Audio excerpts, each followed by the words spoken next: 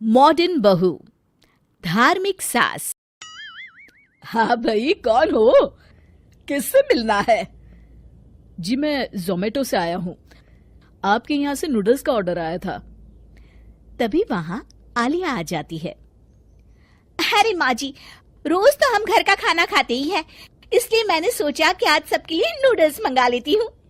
अरे बहू, तुझे तो पता है कि मैं बाहर का खाना खाती नहीं हूँ। अरे कम से कम मंगाने से पहले एक बार मुझसे पूछ तो लेती। मैं ये तेरे नूडल वूडल नहीं खाने वाली। हाँ क्या माँ जी, आप भी छोटी मोटी बातों को पकड़ कर बैठ जाती हैं। अरे बहन जी, आप दोनों के झगड़े के बीच मेरा वक्त क्यों बर्बाद कर रही हो? आपको अपने ऑर्डर की डिलीवरी लेनी है या नहीं? कमला अपनी बहू से कहती है। बहू, तूने मंगवाया है ना, तू ही खा, मैं नहीं खाने वाली। मैं चली अपने कमरे में। आलिया चिढ़कर डिलीवरी वाले से कहती है, भैया आप एक काम करिए, इसे लेकर वापस चले जाइए। डिलीवरी वाला वहां से चला जाता है और इस तरह सास बहू के झगड़े की वजह से सभी घर वाले उस रात भूखे सो जाते हैं। फिर एक दिन आलिया अपने घर पर अपने जन्मदिन की पार्टी मना रही होती है। उस रात उसकी सास कमला की तबीयत ठीक नहीं रहती और घर में हो रहे शोर शराबे से उसे बड़ी तकलीफ होती है। अरे बहू, पागल हो गई है क्या? मेरी तबीयत इतनी ज्यादा खराब है और तू घर में शोर शराबा कर रही है? अरे माँ जी, आज मेरा जन्मदिन है। अरे जन्मदिन तो हर साल होता है। तेरे जन्मदिन के चक्कर में आज मेरा मरण दिन ना हो जाए। ओहो माँ जी, आप तो मेरी हर बात पर कोई ना कोई नुक्स निकालती ही रहती हैं। अब इंसान अपने घर में ही तो अपना जन्मदिन मनाएगा ना। अरे तो जन्मदिन मनाने के तरीके भी तो होते हैं ना। जरूरी थोड़ी है कि शोर शराबा करके ही जन्मदिन मनाया जाए। तभी वहां खड़ी आलिया की सहेलियां आपस में बात करने लगती है। अरे जरा इसकी सास को तो देख, ये तो बड़ी चिड़चिड़ करने वाली लगती है। बेचारी आलिया, उसे कैसी सास मिली है। मेरी मान, अब हमें यहाँ से चलना चाहिए। घर का खराब माहौल देख आलिया की सभी सहेलियां वहां से चली जाती हैं।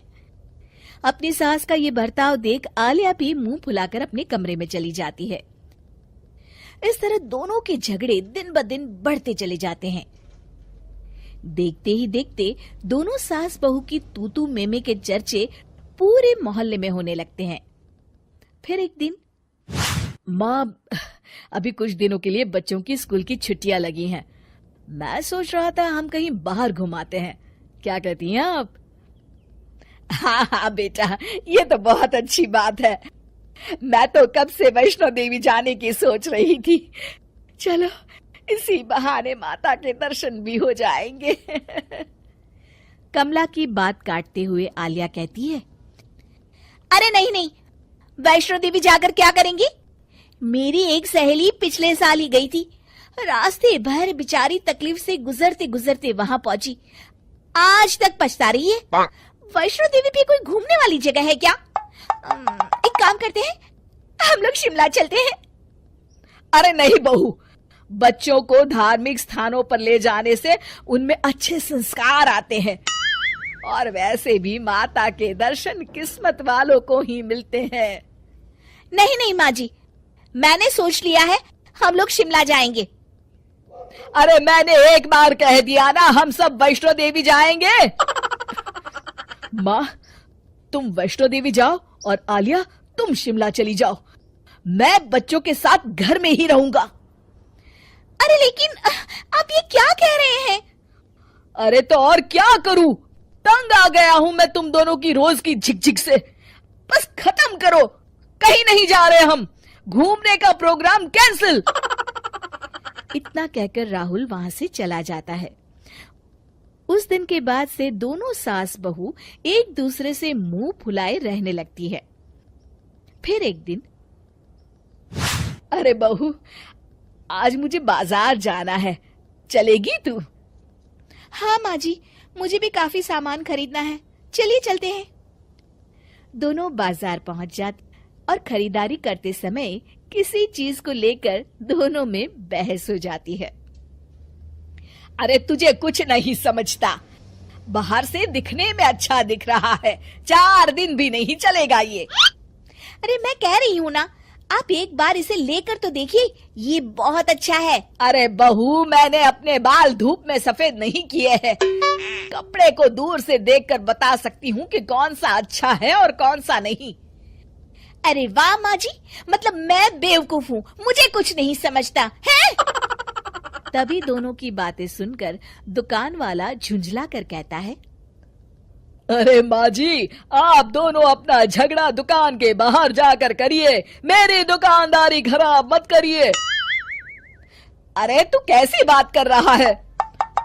अरे तो और क्या करूं, सारा मोहल्ला तुम दोनों के झगड़ों के बारे में जानता है। आपके झगड़े के कारण दूसरे ग्राहकों को तकलीफ हो रही है। जाइए, आप दोनों किसी और दुकान से सामान खरीद लीजिए। दुकानदार की तीखी बातें सुनकर कमला और आलिया को बड़ी शर्मिंदगी महसूस होती है। घर आने के बाद दोनों के मन में दुकानदार की बातें घूम रही होती है। बहू, मुझे लगता है कहीं ना कहीं गलती हम दोनों की है। अरे छोटी छोटी बातों पर लड़ पड़ते हैं हम, जिस वजह से सारे मोहल्ले में हमारी हंसी हो रही है। हाँ माँ जी, आप बिल्कुल सही कहती हैं। आखिर हम दोनों को जिंदगी भर साथ रहना है और हमारे बीच आपसी तालमेल होना बहुत जरूरी है। माँ जी, मैं आज की बात आपसे किसी भी बात पर बहस नहीं करूंगी, मुझे माफ कर दीजिए। अरे कोई बात नहीं बहू, गलती हम दोनों की थी। शिक्षा एक दूसरे को समझने से और एक दूसरे को सम्मान देने से ही हमारे रिश्ते अच्छी तरह से चल सकते हैं।